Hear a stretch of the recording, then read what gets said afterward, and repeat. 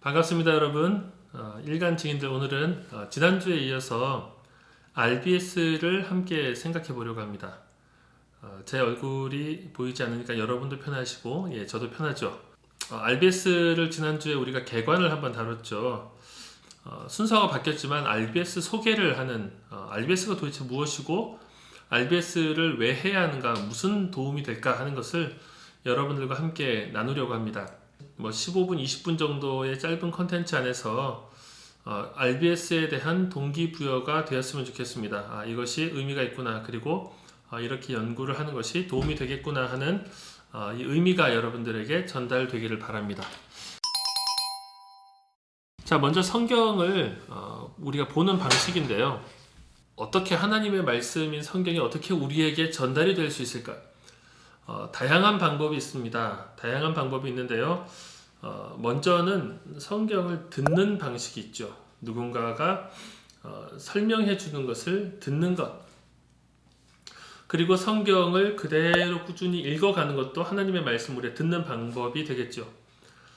또 성경을 암송해서 계속 끊임없이 내 입으로 말하는 것도 성경을 우리가 이렇게 체득하는 한 가지 방식입니다. 또 묵상도 있죠. 묵상, 꾸준하게 성경의 내용을 우리의 마음속으로 묵상하는 것이죠. 그리고 이제 성경을 공부하는 것, 성경을 연구하는 것, 그것도 한 가지 방식이 될 것입니다. 성경의 전체적인 맥락을 파악하고 그 핵심 메시지를 우리가 캐내는 것, 그리고 그 외에도 여러 내용들을 다양한 자료들을 통해서 공부해 나가는 것. 자, 여러분, 듣는 것, 읽는 것, 기억하는 것, 그리고 묵상하는 것, 연구하는 것, 이 모든 것이 각자의 고유한 영역이 있습니다. 지난번에 이렇게 암송하고 말하는 것에 대해서 한번 담임목사님 설교를 해주셨죠. 성경을 암송하고 그것을 내 머릿속으로 계속 이렇게 반복해서 생각하는 것, 나에게 말하는 효과가 있다 했죠. 이 5가지의 고유한 역할들은 각자마다의 필요가 있습니다. 마치 5대 영양소가 있는 것처럼요. 자, 여러분, 그래서 성경을 연구할 필요가 있습니까? 성경을 공부할 필요가 있습니까? 물론 우리가 연구까지는 아니더라도 성경 공부의 필요가 있습니까? 예, 성경 공부의 필요가 있습니다. 어떤 본문이든지 그 내용을 우리가 듣기만 하는 것이 아니라 그 내용이 어떤 배경을 가지고 있고 그 내용이 실상 이 문화적인 어떤 그 상황 속에서 어떻게 들려졌으리라 이런 것들을 생각할 수 있다면 우리는 본문을 더 생생하게 이해할 수 있을 것입니다. 쉽게 얘기하자면 예수님께서 밭에 떨어진 씨앗 비유를 하시죠. 예, 밭에 떨어진 씨앗 비유를 우리가 듣는 것과 그 당시에 농촌 옆에 있는 사람들이 듣는 것은 다르겠죠. 자, 우리는 그 씨앗 비유를 들으면은 그 농촌의 문화와 배경과 이 모든 것들을 상상을 하고 연결을 지어야 됩니다. 그들한테는 연결이 필요 없이 바로 직관적으로 이해가 되죠.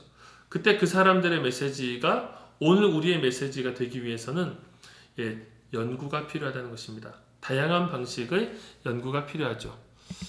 자, 그래서 제가 아까 여러분들에게 보여드렸던 것처럼 성경을 우리가 연구해야 될 필요가 있다면은 이 그림이 도움이 될 것입니다. 그때 그 당시에 제일 이 왼쪽에 있는 초록색은 그때 사람들의 지평, 삶의 지평이라고 생각하고 파란색은 우리의 삶의 지평이라고 생각합시다.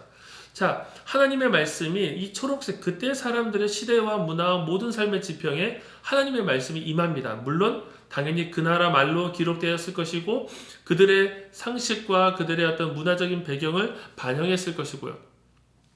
자, 그러면 우리가 연구를 하는 것은 무엇입니까? 그때 그곳의 메시지를 우리가 생각하는 것입니다.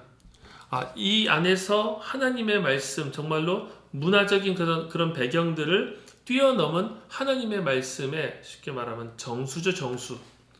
그 하나님의 말씀의 정수는 무엇인가를 우리가 생각하고 그것을 아까 여기 보셨던 파란색의 우리의 삶, 우리의 삶의 배경 속에서 이 말씀은 어떻게 적용이 되어야 할까 하는 것을 이 시대의 방식으로 고민하고 그 안에서 찾아내야 되겠죠. 여러분, 암송은 그 고민을 할 필요가 없습니다.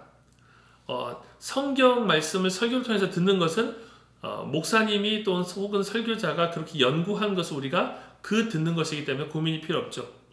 자, 연구는 우리가 이 모든 지평들을 고민하면서 오늘 나의 삶에, 오늘 모든 사람이 다 각자의 삶의 정황을 가지고 있는데 그 삶에 나에게 어떤 메시지가 될 것인가까지 고민해 보는 것입니다. 조금 더 핵심을 가보자면은 그때 당시의 메시지입니다. 그때 당시에 사람들에게 뿌려진 하나님의 말씀, 주어진 하나님의 말씀, 이 하나님의 말씀이, 자, 그렇다면은 오늘 그 말씀 속에 있었던 하나님의 말씀을 분리한다는 표현은 그렇고요. 그 말씀을 우리가 이렇게 뭐랄까요? 간취한다고 할까요? 그 말씀의 핵심을 파악하는 것이죠. 핵심을 파악하고 나서 그 핵심의 하나님의 말씀이 이렇게, 야, 이게 하나님의 메시지구나. 이 본문 속에서 깨어있으라는 게 하나님의 메시지구나. 말씀을 붙들으라가 하나님의 메시지구나. 여러 비유와 어떤 명령과 예수님의 어떤 그 설교를 통해서 나타난 이 얘기를 우리가 오늘의 삶에 이제는 적용을 하는 것이죠. 오늘의 삶에 이 말씀이 어떻게 적용될 수 있을까? 여러분, 이게 우리가 하고 있는 이 성경 연구의 전부라고 할 수 있습니다.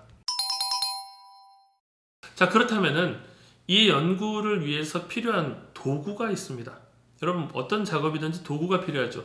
이것은 그냥 간단하게 우리가 할 수 있는 작업이 아니라 도구를 가지고 여러 방면에서 말씀을 이리도 뜯어보고 저리도 뜯어보고 하면서 말씀을 이렇게 파내려 가는 거죠. 자, 그 도구를 가지고 우리가 파악해야 될 것은 무엇이냐면요, 이런 겁니다. 뭐 시와 에세이와 보고 논문과 읽는 방식이 다르죠. 여러분, 논문을 묵상하면서 읽진 않잖아요. 논문을 이렇게 하늘 보면서 읽진 않죠. 근데 시는 어떻습니까? 시는 읽다가 하늘을 보고 읽다가 주변을 생각하면서 시를 음미해 보는 거죠. 각 문학 장르마다 해석의 방식, 그것을 섭취하는 방식이 다릅니다. 그 당시에 언어도 우리가 익힐 필요가 있고요. 언어적인 배경이 영어로 번역됐을 때, 한국어로 번역됐을 때 어떤 특징이 있을까? 그것도 우리가 생각해 봐야 되겠고요. 어떤 저자가 썼는지, 그리고 장르와 더불어서 어떤 문장 구조를 사용했는지, 이 글을 쓴 사람은 지금 수신 듣는 사람과 어떤 관계에 놓여 있는지, 지금 내가 읽고자 하는 이 본문은, 연구하는 본문은 전과 후에 어떤 이야기가 있었는지, 연결이 되는지 혹은 연결이 안 되는지, 그리고 지금 이 본문에 나타나 있는 이 지리적인 여건을 생각할 때 이 내용은 우리가 잘한 결정으로 봐야 되는지 못한 결정으로 봐야 되는지, 지리적인 부분, 그리고 그 당시에 어떤 문화적인 흐름이 있었기 때문에 이런 말을 하고 있는지, 그리고 그 시대가 어떤 위기 가운데 있었기 때문에 예를 들어서 선지자는 이렇게 열변을 토하는지, 시대 상황 여러 가지가 있겠죠. 여러분, 이 각자가 역할을 가지고 있습니다. 최소한 우리가 저자를 알지 못하더라도 열왕기 상하와 역대 상하는 굉장히 비슷한 내용을 다루고 있는데 왜 이렇게 중복되는 것 같은 두 개의 책이 필요했을까? 그것은 저자와 시대 상황을 알 때 해결이 됩니다. 문화, 왜 루시 보아스와 결혼을 하는 과정에서 보아스는 자기 말고 다른 사람이 먼저 기업을 물을 사람이 있다라고 얘기를 하고 그 사람이 신을 벗어서 주는 이 얘기는 뭘까?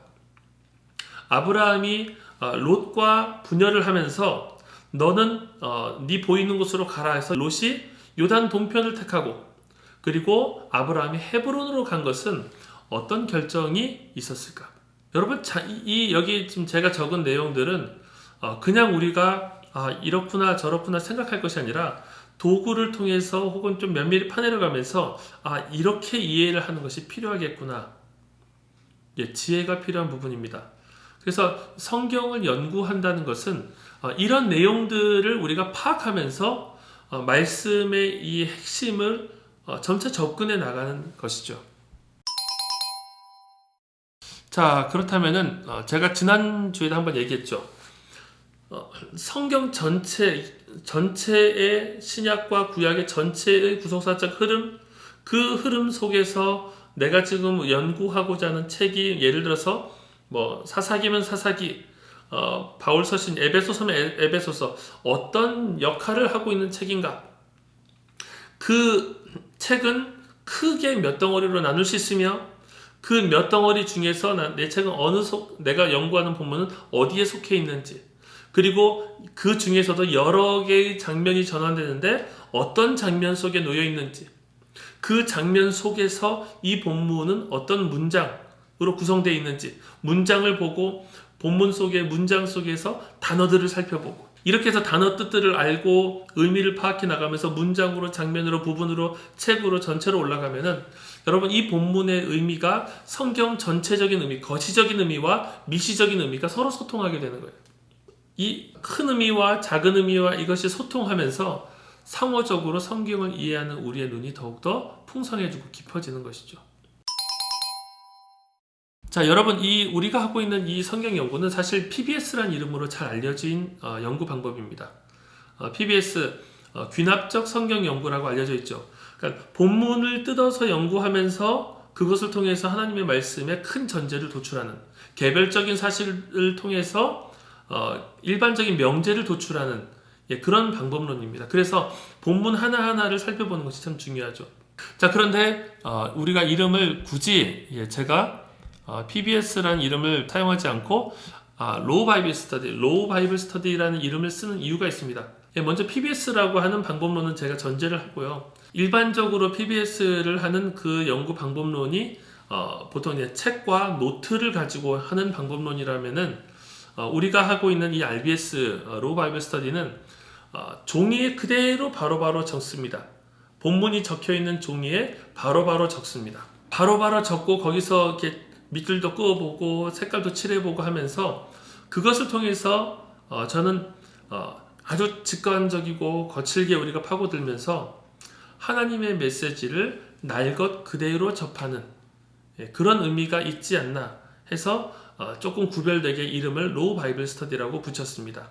PBS라고 하면은 기존의 PBS 방법론과 혼동이 되기 때문에 PBS의 방법론을 사용한 로우 바이블 스터디. 로우 바이블 스터디는 조금 더 일반 PBS와 조금 구별되는 방법을 사용했다 하는 의미에서 로우 바이블 스터디. 그 로우가 어떤 뜻입니까? 있는 그대로 날 것의 그런 의미죠. 하나님의 말씀을 날 것의 그 메시지를 우리가 캐내기를 바라는 마음. 그래서 여러분 보시면은 처음에 우리가 처음에 제가 보여드렸던 그림 있죠. 그때 그곳의 메시지가 오늘 이곳의 메시지가 되기까지 핵심은 그것입니다. 이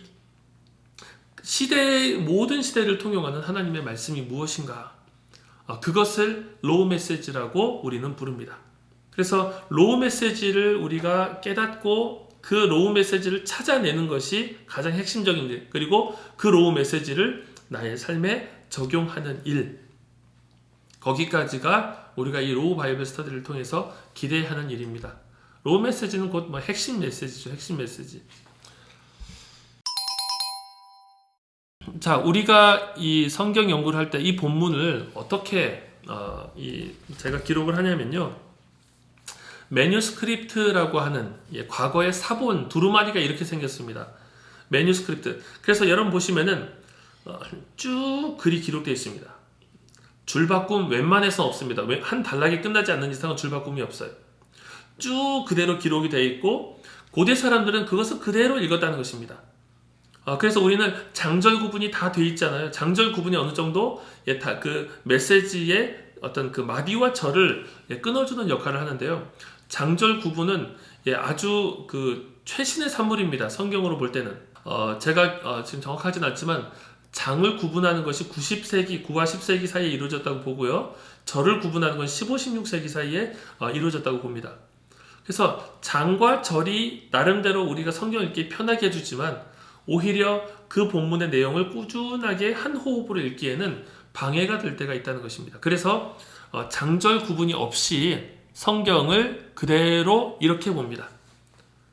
마침표는 우리가 생략하고요. 마침표는 다 아니까 쭉 그대로 말씀을 그러니까 한 호흡으로 읽는 것이죠. 그때 당시에 사람들이 읽었을 법한 방식으로 우리가 말씀을 읽고요. 여기서 옆에 있는 왼쪽에 1, 5, 10은 무엇입니까? 그냥 줄 구분이에요. 첫째 줄, 다섯째 줄, 열째 줄. 자, 매뉴스크립트 방식으로 우리가 성경 본문을 이해하고 또 그리고 그 본문 속에서 하나님의 핵심 메시지가 무엇인지를 직접 적어보고 연구하고 자료를 찾아가 보면서 그 본문 안에서 찾는 것.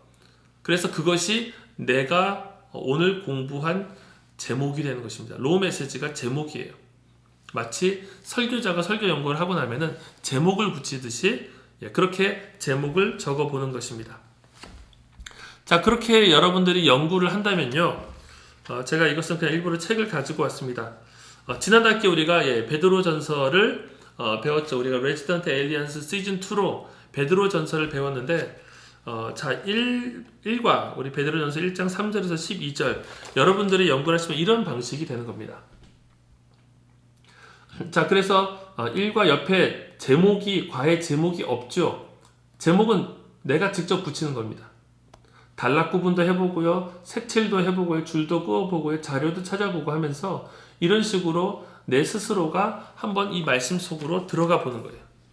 자료는 많을수록 좋지만 자료가 연구를 대신해 주진 않습니다. 여러분들이 자료를 활용할 줄을 알고, 그리고 기본적으로 본문 안에서도 우리가 본문 안에 있는 숨겨진 답과 의미들을 캐치해낼 수 있다면 충분하죠. 자, 그렇게 우리가 성경 연구를 하게 될 때 이 로우 바이블 스터디의 장점이 있습니다. 첫 번째로는 기존의 이해에 얽매이지 않는다는 거예요. 내가 내 성경책에서 연구를 하게 될 때는 내가 밑줄 그어 놓은 것, 내가 메모해 놓은 것, 표시해 놓은 것, 이런 것들이 다 그대로 있죠. 기존의 이해가 본문의 이해를 방해하는데 약간 낯설게 보는 겁니다.